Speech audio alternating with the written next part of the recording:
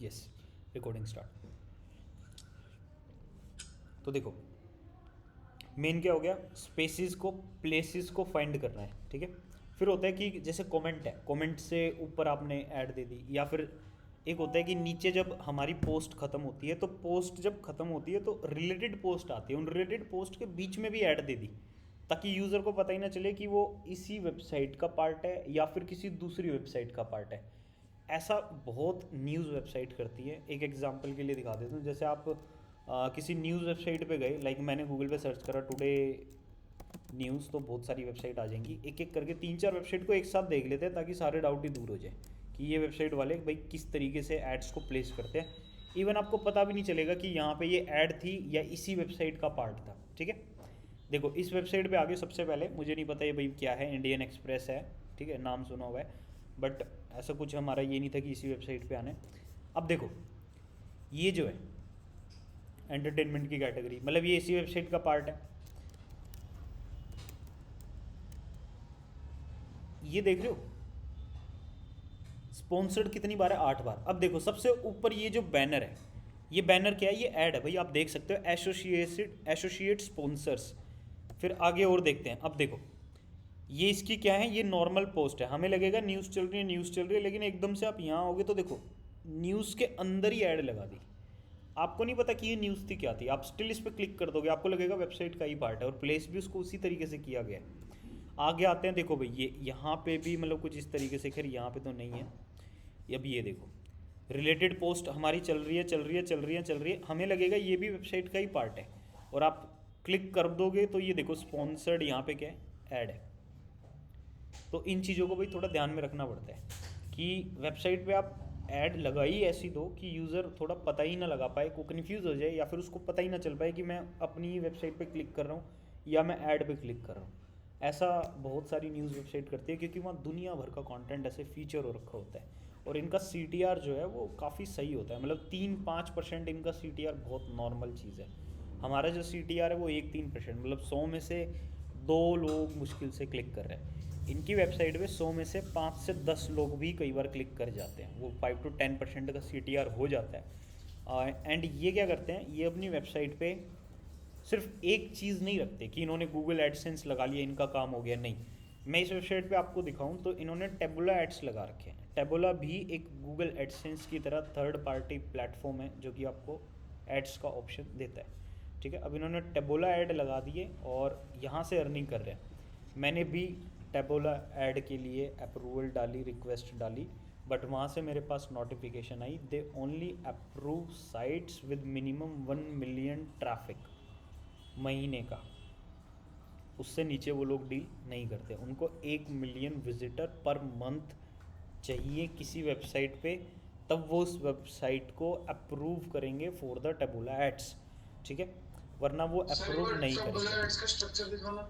भाई पता भी नहीं चलता कि ये वेबसाइट का ही पार्ट है या एड्स का पार्ट है। देखो, ये वेबसाइट का पार्ट है, ये एड्स का पार्ट है, ये एड्स है, नहीं ये देखो, ये वेबसाइट है इंडियन एक्सप्रेस, मतलब पूरा सही है, और ये ऐड है स्पॉन्सर्ड।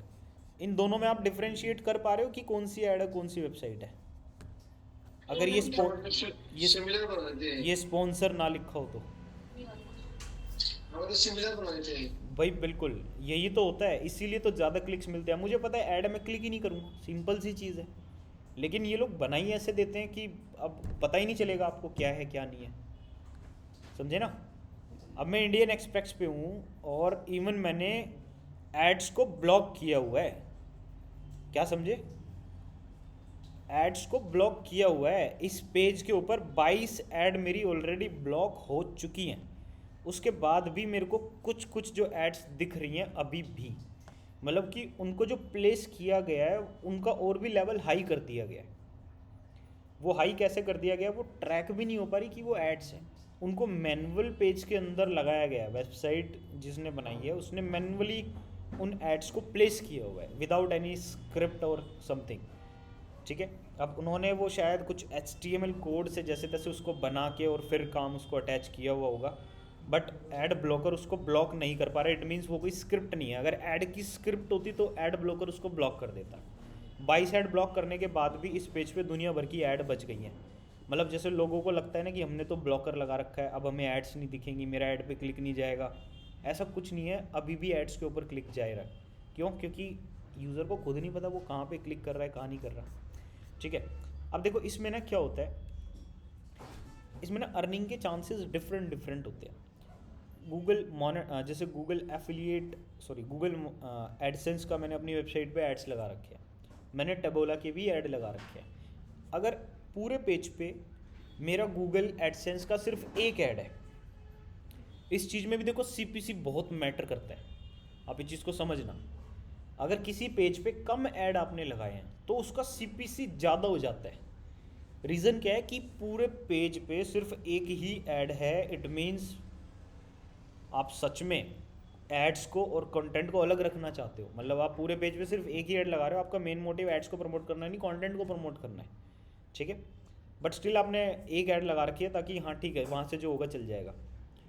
तो गूगल ऑटोमेटिकली उस एक ऐड की कॉस्ट को हाई करता है, जो कि बहुत सारे ब्लॉगर्स ने अपने इंटरव्यू में बताया। ठीक है, ऐसा मेरा पर्सनल कोई खास एक्सपीरियंस नहीं रहा, लेकिन मैंने भी नोटिस की हैं चीज़ें। ठीक है, मेरा रेवेन्यू गिर गया था तो मैं इसको ये नहीं कहूँगा कि हाँ बहुत बेनिफिट है, लेकिन हाँ साइड बार में मैंने एक बार सिर्फ साइड बार में ऐड रखी, अपनी पूरी वेबसाइट से ऐड हटा दी थी, मेरा फिर भी रेवेन्यू जो है वो उतना ही रहता था। हाँ सम डे जिस दिन क्लिक्स नहीं आते थे उस दिन गिर जाता था, वरना इंडियन ट्रैफिक से ही अच्छा खासा रेवेन्यू जनरेट हो जाता था। मतलब जहाँ पे मेरे $3 $4 डेली निकलते थे, वो $2-2.5 अब भी निकल रहे थे सिर्फ एक ऐड लगाने से। वो रीज़न ये था कि उस एक ऐड की सीपीसी गूगल ने हाई कर दी थी, क्योंकि पूरे पेज पे सिर्फ एक ही ऐड था। अब गूगल समझता है कि हाँ इस ऐड की वैल्यू होनी चाहिए, यूज़र पूरे पेज में सिर्फ एक ही जगह क्लिक करेगा, इट मीन्स कि बहुत कम चांस है वो सोच समझ के ही क्लिक करेगा, या फिर वो डिफ्रेंशिएट कर सकता है कि हाँ ये ऐड है, ये कंटेंट है। ठीक है, अगर उस पर क्लिक आया तो वो बहुत ज़्यादा रेलिवेंट माना जाता है। ठीक है, तो कुछ लोगों की ये टेक्निक होती है कि मैं पूरे पेज पे सिर्फ एक ही ऐड लगाऊंगा गूगल एडसेंस की, फिर किसी दूसरे एडसेंस मेथड का यूज़ करूँगा, जैसे टेबोला का।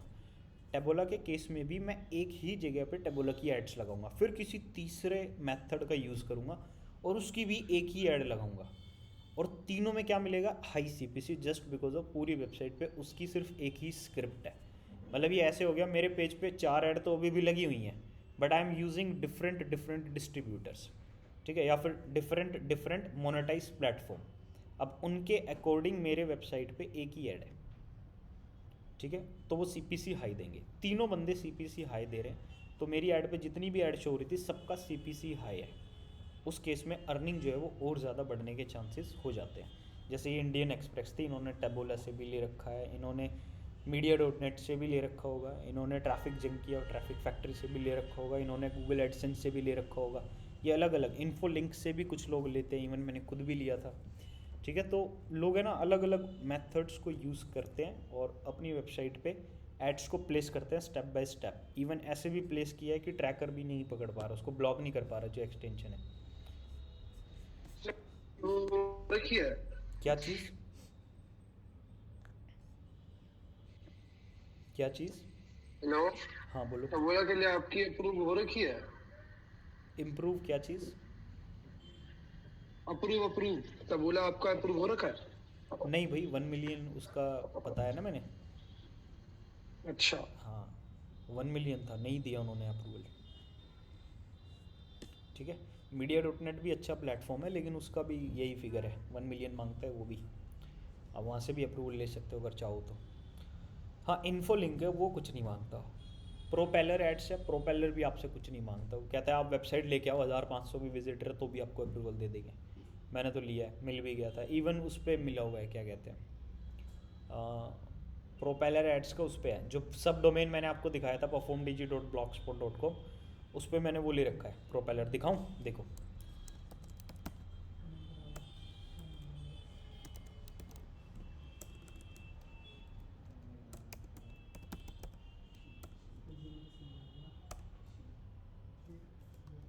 ये देखो,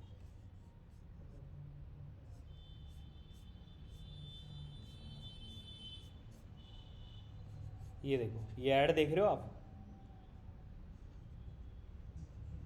समझ रहे हो? ये देखो, कौन सी वाली? ये साइड में जो आ रही है, ठीक है। और इसके अलावा मैंने पेज पे कहीं पे भी क्लिक करा तो देखो एक ये नया टैब मेरा ओपन हो गया, ये एड्स है। ये देखो ये एक और ऐड आ गई, Kotak 811 KYC India for zero contact video KYC saving account. ये सारी क्या है? ये एड्स ही तो हैं। प्रोपेलर। यस, ये प्रोपेलर एड्स है, ठीक है ना। ये ऐसे ही पॉपअप देता है, नोटिफिकेशन देता है। अब देखो मैं कहाँ पे भेज देगा, ये पता नहीं कहाँ भेज दिया। एग्री करो, इंस्टॉल करो, ब्लॉकर एक्सटेंशन लगाओ और ख़त्म करो। अब जैसे मैंने ये ब्लॉकर शायद इसमें अनेबल नहीं किया होगा, बट ये ऐसे दिखा दिया इन्होंने, ठीक है। यहाँ पे मैंने इवन अमेज़न के एफिलिएट के अपने प्रोडक्ट्स भी लगा रखे थे, बट वो भी शो नहीं हो रहे हैं बिकॉज ऑफ वो एफिलिएट अकाउंट मेरा अभी नहीं रहा, सस्पेंड हो गया है, ठीक है। बाकी ये एड्स पे देखो अपने आप ही क्लिक हो गया, अपने आप ही यहाँ पे ले आया, कर लो भाई शॉपिंग बैठ के। अब इससे ये पता चल रहा है अजियो जो है वो प्रोपेलर एड्स चलाती है टू जनरेट ट्रैफिक। भाई बहुत तेज़ गेम खेलते हैं, फंडिंग रेस करने के लिए कहाँ कहाँ से ट्रैफिक दिखा देते हैं वेबसाइट पे।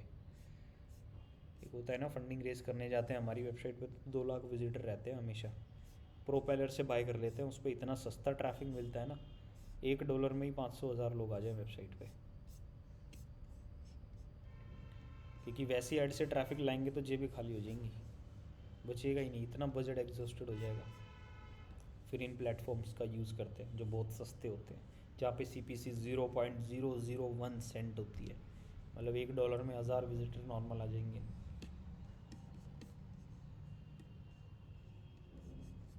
ठीक है, अब भाई देखो फिर आता है हमारे पास डू नॉट राइट प्लेजराइज्ड और स्क्रैप कंटेंट। आपको कहीं से भी कॉपी वॉपी करके कंटेंट नहीं लिखना है, बिल्कुल सीधा साधा एक लैंग्वेज है, बिल्कुल सीधी सिंपल डेफिनेशन है।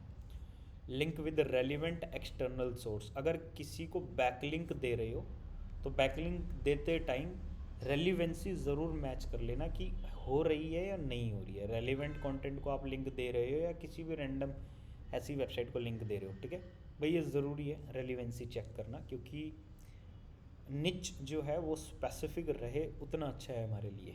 आप इंग्लिश की वेबसाइट बना के टेक की वेबसाइट को लिंक नहीं दोगे, टेक की वेबसाइट बना के किसी कार्टून की वेबसाइट को लिंक नहीं दोगे, ठीक है। ये एक रेलिवेंसी होती है कि हाँ आप अपनी फील्ड से लिंक को, आपके जो लोग हैं वो आपके कुछ जुड़े हुए लोग हैं, वो आपकी वेबसाइट पे कॉन्टिन्यूस विजिट करते रहते हैं। काफ़ी लिमिटेड लोग आपकी वेबसाइट पे आते हैं जो आपके रेगुलर विजिटर हैं या फिर आपकी वेबसाइट में ही इंटरेस्ट रखते हैं, आपके कंटेंट की वैल्यू को समझते हैं।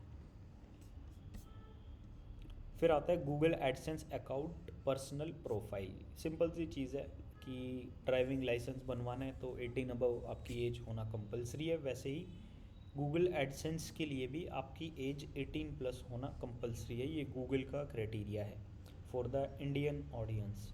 US में शायद वहाँ पे 15 है, ठीक है, बट इंडिया में जो है वो 18 गूगल ने कंपलसरी किया हुआ है। तो ये आपकी वेबसाइट पे मतलब ये होना ज़रूरी है। हाँ अगर आप कम हो गई एज में तो आप अपना घर पे किसी मम्मी या पापा की आईडी आप लगा सकते हो उसमें कि हाँ हमारी एज जो है वो कंप्लीट है, फुलफिल। उसको करने के लिए बतेरे हैं इंडिया में जो छोटे बच्चे हैं और वो स्टिल वो चीज़ कर रहे हैं, ठीक है। एक 15 साल का बच्चा था इंडिया में, वो अपनी मतलब मदर एंड फादर की आईडी लगा के उसने वेब स्टोरी से ही पता नहीं कितना छाप दिया था, 1100 वेब स्टोरी डाली थी, 2.5 लाख या 2 लाख का रेवेन्यू उसने with in a month generate कर दिया था वहाँ से, ठीक है। तो बच्चे थोड़े संकी होते हैं इसलिए गूगल उनको देता नहीं है अप्रूवल, चीज़ों की समझ नहीं होती। ओके, तो आज की क्लास में भाई कोई भी डाउट? नहीं सर। गूगल एडसेंस भाई कैसे क्या मिलेगा, किसी को भी कोई भी डाउट? क्योंकि फिर मैं क्लास को स्टॉप कर रहा हूँ, ठीक है। ठीक है सर। हाँ भाई, कुछ भी डाउट नहीं है? ना सर। लीव कर सकते हैं।